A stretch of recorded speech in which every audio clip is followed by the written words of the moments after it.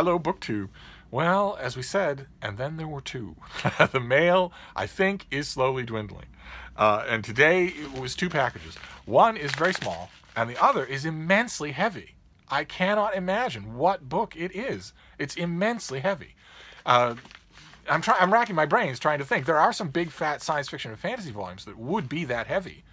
But nobody, I'm not Thomas at SFF 180. Nobody sends me those things, or at least not regularly. But anyway, let's do the first one first here, and see what it is, what this tiny little thing is. Okay, this is a translated work. It's a collection of short stories by Young Ha Kim, called Diary of a Murderer, translated by Chris Lee. The kind of red and white redacted cover there. And Young Ha Kim looks very young.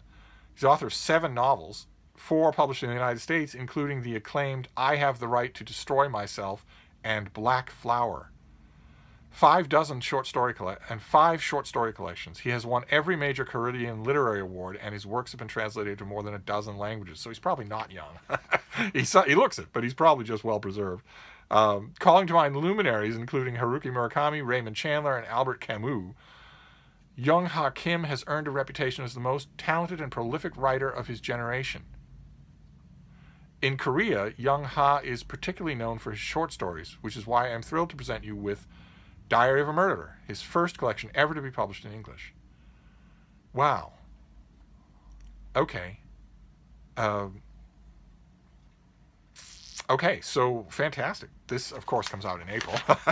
And it's going to be a sort of a taste of a new world. I don't know this author at all, and apparently most of the world does. So, a collection of short stories. Then we have this thing. It's immensely heavy. I have no idea what could be this. Unless it's many books, I have no idea what could be this heavy. Let's see what this is.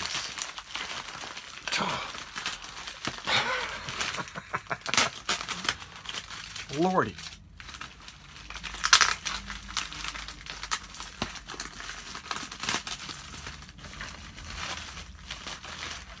Okay.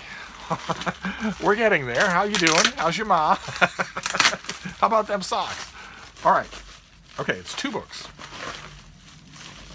What on earth? Oh.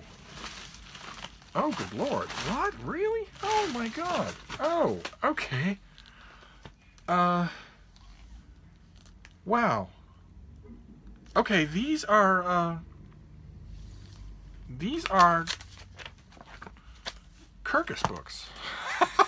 I review, those of you who might be new to the channel, there are quite a few of you, hello, welcome. I review books for Kirkus Reviews, for the indie branch of Kirkus Reviews, the self-published and subsidy-published books for Kirkus Reviews. And this package was so huge that I just automatically didn't check to see. I ordinarily don't open Kirkus Reviews on camera because my reviews are anonymous, as all Kirkus Reviews are. So it doesn't seem fair to talk about the book. It doesn't seem fair to the author. But it never occurred to me that these would be Kirkus books. And I am going to talk about these because these are not by any means the normal. Wow, what a strange thing.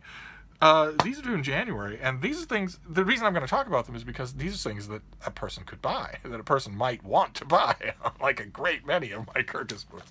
They're both by Carl Reiner, the legendary Carl Reiner.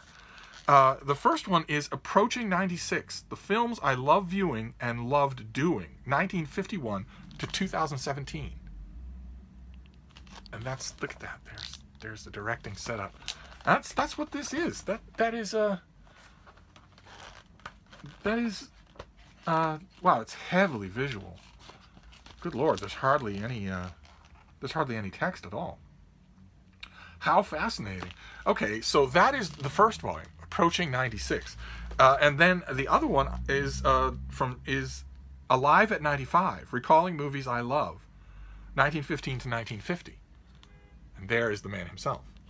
And this is, again, the same thing. This is Captain Blood. Look at that, Raphael Sabatini.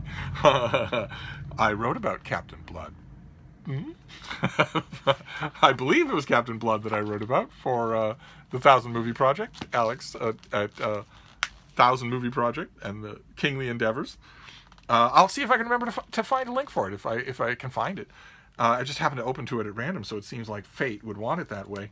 So this is just these 2 volumes. I don't quite understand why I'm getting these at Kirkus. Anyone would buy these. These are Carl Reiner's Life in Film. That's no small thing, and they're big and beautifully done. I'm just wondering why why Carl Reiner would need to go this route, why he would need to approach Kirkus, why he would need to go to the indie branch. Why wouldn't he be able to take something like this and approach, Simon & Schuster or something, or Harper, and get these things made without dealing with the likes of me? But it doesn't matter. I'm overjoyed that he did. Fantastic. Wow, I don't often get a Kirkus book that I can talk about on this channel, but that certainly counts. So that's great. I don't know where I'm going to put them, but the reviews are due right around the corner. Maybe I'll just write them up. I'll read them through them and write them up. It'll be a pleasure to read through them. And that also is a bit of a rarity when it comes to Kirkus books. I won't belabor you with my troubles. But so there you go. That is our 2-book mail haul. It ended up being 3 books, and they could not be any more different. And I think we're going to have to get used to 2-book mail hauls, 2-package mail hauls, for the remainder of the year. I think they're just going to, today is Wednesday. I'm pretty sure, if I can judge by the traffic and the foot traffic that I'm seeing in Boston, I'm pretty sure that the whole world that can is going to consider Friday of this week to be the last work day they have until late in the first week of January. I'm pretty sure that after Friday of this week, anybody who can is going to quit and just not do anything anymore. And that could apply to my UPS driver, could apply to my FedEx driver, could apply to my mail people, for all I know. And certainly it will apply to book publishers and publicists. So I think the traffic will slim. We shall see. If it doesn't, you'll be the first to know. But these are too heavy for me to do a steep pyramid. They're monstrous, brickish things.